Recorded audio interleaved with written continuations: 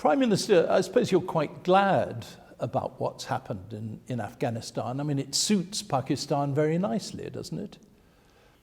John, I'm glad because we were anticipating the sort of bloodbath that took place after the Soviets withdrew from Afghanistan in 1989. Almost 200,000 Afghans died in that 5-6 year period. So we were petrified here that when the US left, there would be a bloodbath, a similar bloodbath. And for Pakistan, there were consequences. Most of all, refugees. We already have 3 million refugees, and we have no capacity to take any more. And secondly, if there was a protracted civil war in Afghanistan, which is also what we feared, because we never thought Taliban would just take over Afghanistan. We thought they would immediately take over the Pashtun areas, but there would be, we thought, a civil war. So that too would have had implications for Pakistan. So from that point of view, no bloodshed, relatively, it has been a peaceful takeover. So up till now, yes. But what happens from now onwards is a lot of concern to us. But the Taliban are really a Pakistani creation, aren't they? Absolutely not. Taliban were creation of the environment after the Soviets left. The warlords started fighting each other. And in that chaos emerged Taliban. And why did Taliban emerge? Because they gave people a semblance of rule of law, which did not exist before. Previously, when this is before Taliban took over, every 50 miles there was a checkpoint. There was a warlord who would then take money. And so it was a fractured Afghanistan after the Soviets left. So Taliban gave people a semblance of rule of law. And that's why they prevailed in Afghanistan. And so... Sorry, excuse me, though. You were saying there wasn't the rule of law in Afghanistan for the last 20 years when people's lives were lifted up beyond anything they'd ever experienced? No, John, I'm talking about when Taliban took over in 96. I'm talking about that period, when from 96 to 2001, so they were not a creation of Pakistan. Pakistan actually was backing Gulbuddin Hikmatyar. He was the faction Pakistan was backing against Ahmad Shah Massoud. Another extremist, another Islamic extremist. Well, all the Mujahideen were religious, fighting in the name of religion. They were doing jihad. So they were all Mujahideen. They weren't secular people who were still fighting the Soviets. But all I'm saying is that when we backed one faction, in my opinion, we made a huge mistake. Because we should not have interfered. We should have just, whatever government the Afghans wanted, we should have backed them. So when you back one faction, the other turns against you. So in my opinion, it was a mistake. Pakistan made a mistake. But Taliban came out of nowhere at that time. I'm talking about 96. But now they also came out of nowhere, and many of the educated people, the more kind of advanced people of Afghanistan are leaving in their thousands because they're terrified of the organization which you actually seem to approve of. John, this is just not true. First of all, you must understand that Afghanistan has a history. Afghanistan has resisted invaders throughout their history. I mean, you would know the British in 1842 when they invaded Afghanistan. Initially, it's a country which is easily invaded, but then starts the resistance, and slowly it grows. It happened against the British. Exactly the same thing happened against the Soviets. Initially, there was hardly any fighting, but then gradually, even when almost 1 million Afghans died, the fighting was more intense at the end.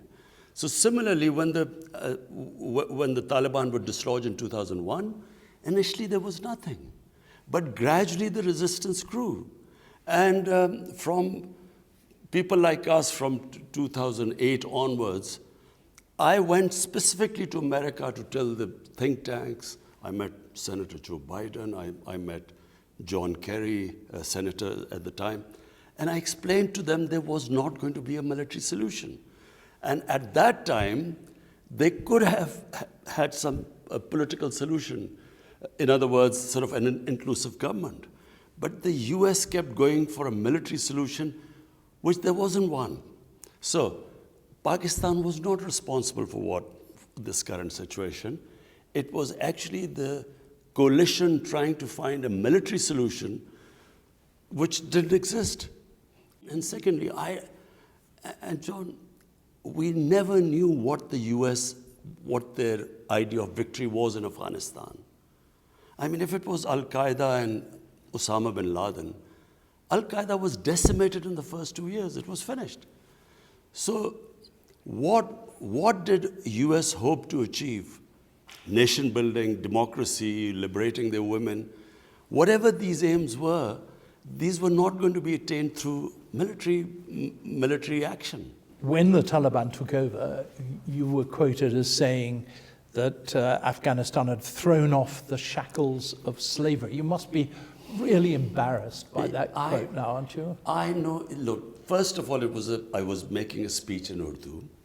The speech was about, we were inaugurating, for the first time in Pakistan's history, one curriculum for the whole country. Until Pakistan inherited the sort of colonial system, which was for a tiny elite, it was the English medium education system. For the rest, it was Urdu medium. So we had this two-tier system in Pakistan, one for the elite, one for the masses. So after 70 years, my government finally, we had a unified curriculum up till class 5, and I was inaugurating them. And my exact words were that mental slavery is far more difficult to shed off than physical slavery, and I mentioned Afghanistan.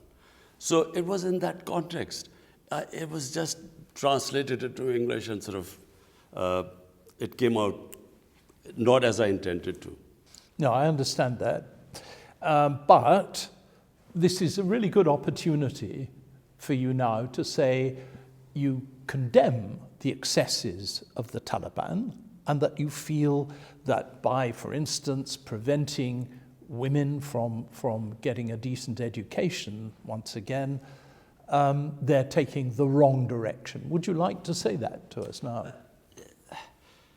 John, absolutely. Our religion, if anyone has, any idea of what our religion was, it was a liberation of women 1,500 years ago when it came. Our Prophet, peace be upon him, we regard him as someone who gave rights to women, who freed slaves, who gave equal rights to minorities. Everyone was an equal citizen. He ended racism. So we look upon him at age of advent of Islam as enlightenment. And so whenever the idea that women should not get educated is just not Islamic.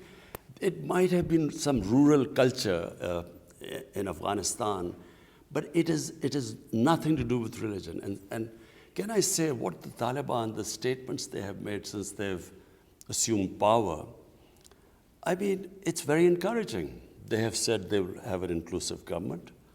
They have said women can work, can have education. They will give amnesty to everyone. The soil won't be used for terrorism by anyone. These are encouraging statements. So you're approving the way the Taliban are operating? No, I'm approving of what they have said. What happens now, I'm afraid, John, I can't say what happens now. In fact, no one can tell where Afghanistan goes from here. But what we hope and pray that finally after 40 years, the people of Afghanistan will have peace and stability. And you'll give the Taliban time, will you, to show whether they're the kind of government that you can approve of? Or will you say to them, they've really got to shape up and behave properly? You know, John, I think this is a great opportunity for the international community to actually incentivize Taliban to walk the talk, what they've said, to make sure that they go in that direction. Because as compared to last time, I find that the Taliban are seeking international acceptability. I think they recognize that the situation in Afghanistan, unless the international community helps them, this could really spiral out of control, and it could really, there could be a huge humanitarian crisis. So I think that they are reaching out to the international community, and that gives leverage to the international community to make sure the statements they've made, they actually implement them. I must say, from my own experience in Afghanistan, what tends to happen is that the Taliban leaders say one thing, but real day-to-day, moment-by-moment power exists in the hands of the people, the vigilantes that go around the streets. They're the ones that decide what the state of Afghan kind of society is. And it doesn't really matter what the top Taliban leaders say, life is still going to be pretty terrible for ordinary Afghans. John, again, you know, I cannot say which way Afghanistan will go from here. And as I said, we are quite tense that if this, my biggest worry right now is the looming humanitarian crisis. Because remember, 75% of Afghanistan's budget was foreign aid. So once you take away the foreign aid, they are facing a huge crisis ahead. So where Afghanistan goes from here, I don't know. But all I can say is that they clearly, from watching from outside, there are factions within the Taliban. They're clearly the Taliban who are at the moment at the helm are trying to get international acceptability. But then there are those who have been in the field for 20 years, who would claim that they'd given a lot of sacrifices. I would imagine there would be a lot of problems within the Taliban. So where this goes, as I said, I'm afraid I'm not in a position to say what will happen. But I know what we want to happen is that if they can stick to the statements they've made, it could be a new beginning. Is that what the head of your intelligence organization, the ISI, told the Taliban leadership when he went there the other day? The head of ISI, General Faiz, when he went there, his main concern is that there were 3 different terrorist groups that have been attacking Pakistan using the Afghan soil. One is ISIS. ISIS has conducted various attacks, especially in Balochistan, against the Shia minority, the Hazara community in Balochistan. Then there are the Tehreek-e-Taliban Pakistan, the Pakistani Taliban, who were pushed out from here and who were in Afghanistan, who conducted attacks into Pakistan. Recently, they conducted an attack and targeted the Chinese workers in Pakistan. So, and that was a serious, it was a serious terrorist attack. And then thirdly, there are the Baloch terrorists, the separatists who use Afghan soil to conduct attacks in Balochistan. So our main concern is that Afghan soil should not be used for terrorism in Pakistan. I see that. I just find it hard to understand how the Pakistan Taliban can be terrorists in Pakistan's view, but not the Taliban that they support, have close links with in Afghanistan. Surely they're terrorists too in those terms. But John, look, Pakistan sided with the international coalition, with the United States after 9/11. Pakistan is the country that suffered more than any other coalition partner. In fact, all the coalition partners of US put together, they did not even suffer a fraction of the casualties what this country went through. 80,000 Pakistanis died because we joined this war against the Taliban. Remember, we were the coalition. All the logistical support to fight the Taliban or to dislodge them went through Pakistan. Pakistan was an ally. And the only ally that almost, there was a point we thought we were going down because there were 50 different militant groups attacking the state of Pakistan. And there were different types of Pakistani Taliban. There were no militant Taliban in Pakistan before we joined this coalition. So we were considered collaborators. The old Mujahideen groups who we had trained, financed by the United States, who were fighting the Soviets, they called Pakistan collaborators and targeted us. So this country took the greatest amount of suffering by being part of the coalition. So the reason why the Taliban are back in power is not because of Pakistan. If you want to know the real reason why they're back in power, all you have to do is do an analysis. Why did 300,000 well-equipped Afghan army give up without a fight to 65, 70,000 lightly armed militia? If you go into the details, which we have, that is the reason why the Taliban are back in power. It's not because of Pakistan. And yet, there is this constant link. I mean, they started off in Pakistan. They had all the support of the ISI, of Pakistan intelligence at the time. I mean, I saw this for myself. And they're now back. And there is a definite sense here that Pakistan has gained because in India, your big opponent has been thrown out of Afghanistan completely, and you're the ones that are benefiting. But John, look, you must know the situation, and you do know, because you know this part of the world better than others. Pakistan, after the US, Soviets left Afghanistan in '89, and so did the US. Pakistan at the time was left with 5 million refugees. 5 million refugees stayed in Pakistan. After 9/11, there were still 3 million refugees in Pakistan, Afghan refugees, and all of them were Pashtuns.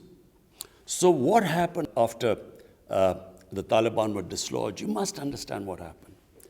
Firstly, all the border along the Pakistan side, what was called Fatah, or the tribal areas, there were Pashtun tribes which were split by the Durand line, where there was no border. There was a free flow of people right from the time, since we existed. When the Soviets were in Afghanistan, this is from where the whole jihad was launched, because there's no border there. And it's 2,600 kilometers of border between two countries. This is the first time since my government we fenced 90% of it. So what happened was, the tribes this side, it wasn't because of Taliban ideology, it was Pashtun ethnicity, the Pashtun nationalism, that they sided with the Afghan Taliban. They ceased to be Taliban, they became Pashtun, which always has happened throughout history. The 80-year history of British in the tribal areas of Pakistan, throughout the 80 years, there was some part or the other, there was fighting going on. There were more British soldiers that died in Waziristan than in the whole of India. So this turned against Pakistan. After the moment we sided with the coalition, they turned against us. And that's how we lost 80,000 people here. So there were 50 different groups operating against us. So what was Pakistan doing? And ISI. Number job was to protect our own people. So, like the US in the last 3 years, they did a deal with the Taliban, not to attack the US. You know that in Afghanistan, they did a deal with them, that they were not supposed to attack the US. Similarly, Pakistan was doing deals with the various groups not to attack us. So amongst them were Pakistani Taliban too. There was a Waziristan Accord in 2006. There was a Shakai agreement in 2007 with different groups. And since Afghan Taliban were not attacking Pakistan, so they had an agreement that they wouldn't do anything. It's not the same as backing them. It's just that not taking military action against them. When I met President Ghani, I went specially to see him. Because we did not think the Taliban would be able to take over. We thought there would be a protracted civil war. So we were desperately trying to get some political settlement. And I said, I will do everything except taking military action against them. Tell us what we will do, we will try and convince them, and we did everything. Unfortunately, they would not accept President Ghani. Pakistan's got one really important lever that it can use to get what it wants in Afghanistan, and that is the question of recognizing the Taliban as the legitimate government. Are you going to do that? Just one thing, John, I want to make clear. People don't understand the Afghan character. Afghans are this country which does not accept outside interference. We were the three countries in 2001 that recognized the Taliban government. When, after 9/11, the US asked us to help them flush out Al-Qaeda or ask the Taliban to give up Osama bin Laden, Pakistan tried its best.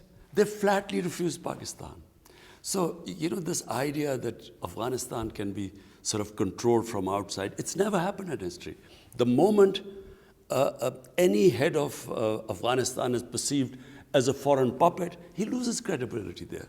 So what you're saying is that Pakistan has this leverage about recognition.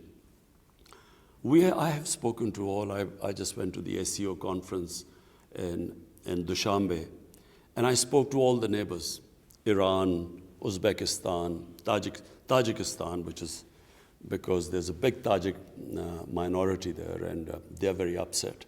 So I spoke to the president there. And so all of us decided that we will collectively take a decision to recognize Afghanistan.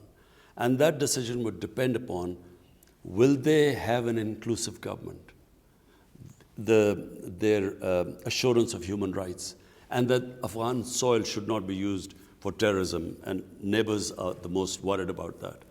So that's where it lies.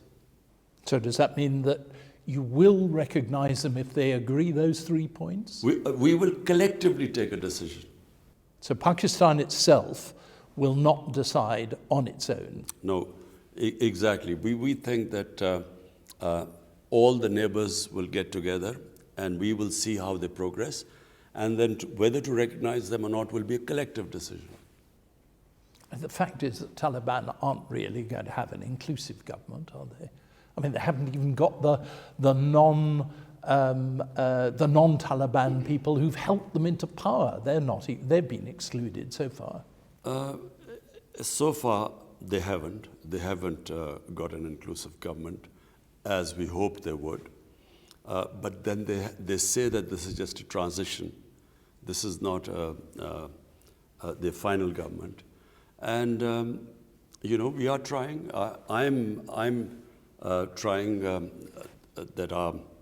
that we should speak to them and ensure that they do have an inclusive government, because there will not be any long-term sustainable peace or stability in Afghanistan unless all the factions, all the ethnic groups are represented. But I mean, there's something more important than anything to the Taliban government, and that's the kind of purity of their ideology, their religious ideology. I mean, they're never going to allow women to go to schools or anything like that, are they? Because it cuts across their whole notion of what a society should be. I think they will allow women to go to schools. They will allow that. Well, they've said they won't. They've, as far as we know, they've assured us. So they're doing it. They say they're doing it in phases, but that remains to be seen. Look, John, what they do from now onwards, we can only hope to sort of persuade them and encourage them and incentivize them in that direction. But, sitting today, what happens, where they will go, I'm afraid, I don't know. But you can influence it by helping the other countries round about to decide to recognize them or not recognize them. We have already, I told you, John, I've already spoken to all the neighbors. I've spoken to the Iranian president, I've spoken to the Tajikistan president, the Uzbekistan president. They're the most relevant. And we have all decided that unless and until there's an inclusive government, and their respect for human rights, it would not be possible for us to recognize them. So it really does depend on what they themselves do. Absolutely. Because you see, apart from anything else, John, let me tell you from Pakistan, our biggest worry. Our biggest worry is that this will, a huge humanitarian crisis, and that would immediately lead to a refugee problem. Secondly, if they do not have an inclusive government, and gradually it descends into a civil war, which if they do not include all the factions, sooner or later they will have again a sort of a civil war. That too will impact Pakistan.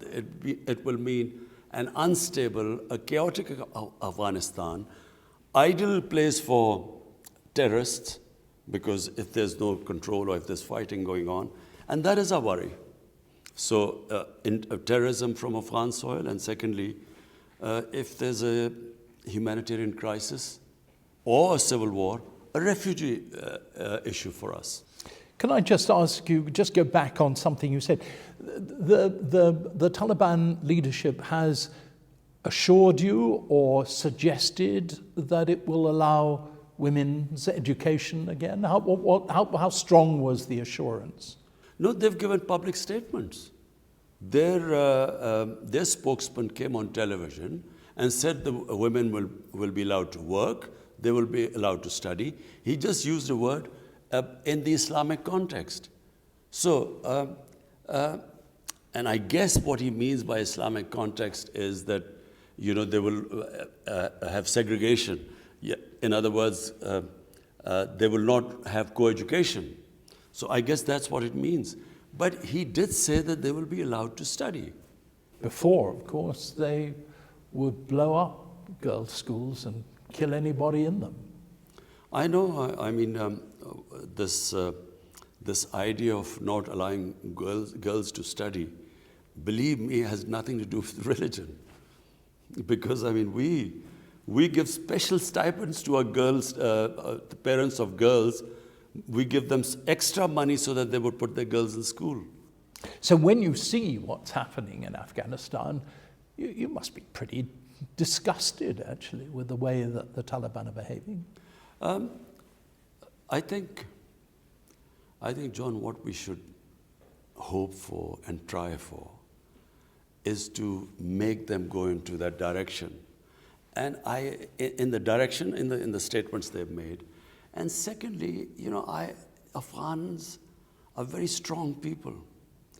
I mean, they're just, as a race, they're very strong.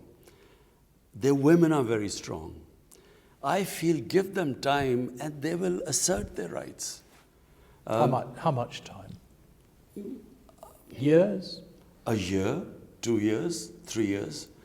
At the moment, 3 years. But at the moment, John, it's just too early to say anything, because it's just barely been a month.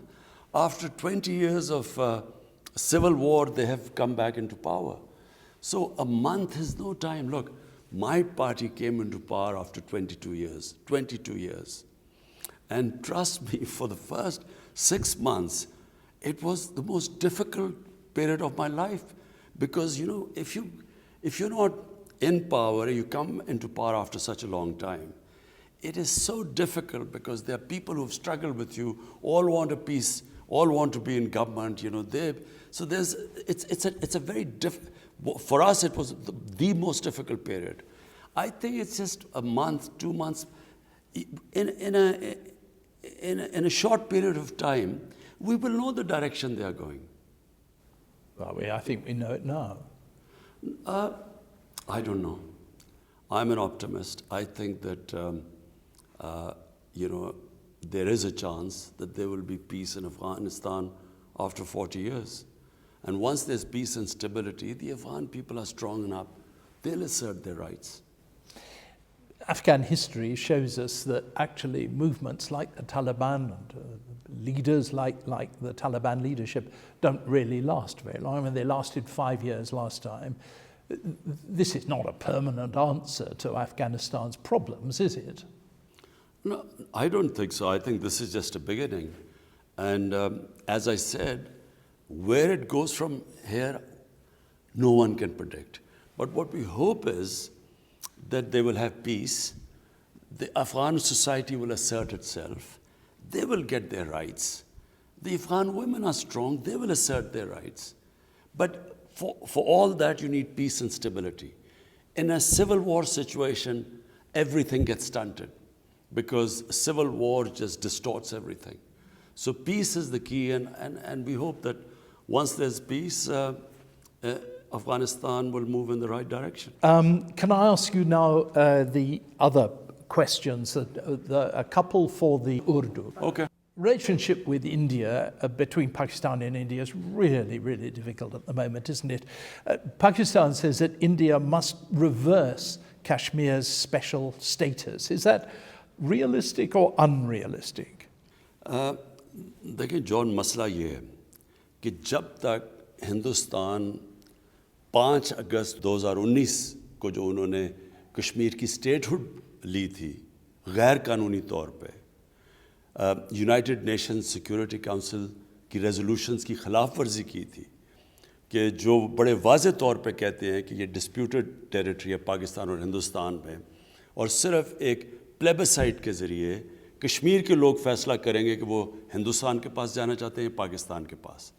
तो उसकी जब उन्होंने एक international community की जो वादा किया था कश्मीर के लोगों से, जब उसकी ख़िलाफ़ वर्जी की तो पाकिस्तान के लिए बहुत मुश्किल है उनसे बातचीत फिर से शुरू करने का।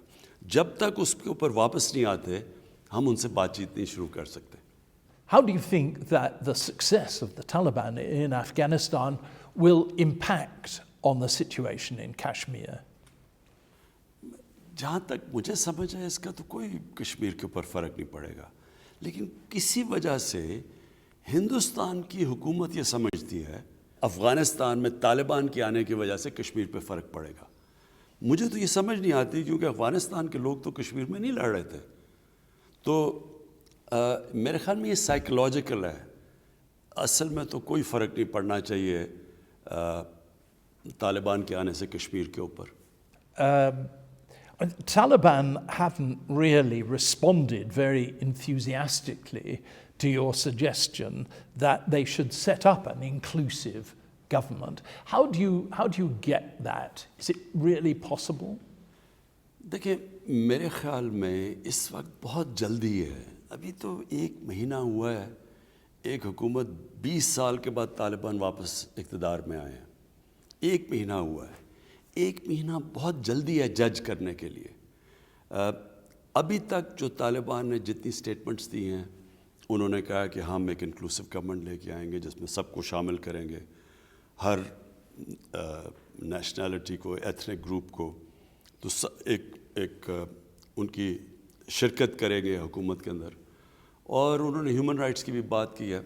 तो उन्होंने अभी तक स्टेटमेंट्स तो सब ठीक दी हैं, लेकिन अभी बहुत जल्दी है कि सारी दुनिया उनके ऊपर नज़र रख कर ये रखी हुई है कि वो कब करेंगे। मेरे ख़्याल में 20 साल के बाद जब कोई हुकूमत इक़्तिदार में आती है उसको टाइम लगता है। हम 22 साल के बाद जब हुकूमत में आए तो हमें शुरू में बड़ा मुश्किल था कि एकदम हुकूमत भी चलाओ और फिर किसको शामिल करो, क्योंकि जिन लोगों ने कुर्बानियाँ दी हैं वो सारा हुकूमत का हिस्सा बनना चाहते हैं। लेकिन मेरे ख़्याल में तालिबान भी ये जानते हैं कि अगर अफ़गानिस्तान में अमन आना है, अगर स्टेबिलिटी आनी है, تو اس کے لیے بہت ضروری ہے کہ سب کو شامل کیا جائے. مثلا تاجک ہیں, ازبیک ہیں, ہزارہ ہیں, ان ساروں کو حکومت میں شامل کیا جائے اور تب ہی ایک اسٹیبل گورنمنٹ بنے گی. Thank you very much indeed. That was lovely. Really nice, thank you.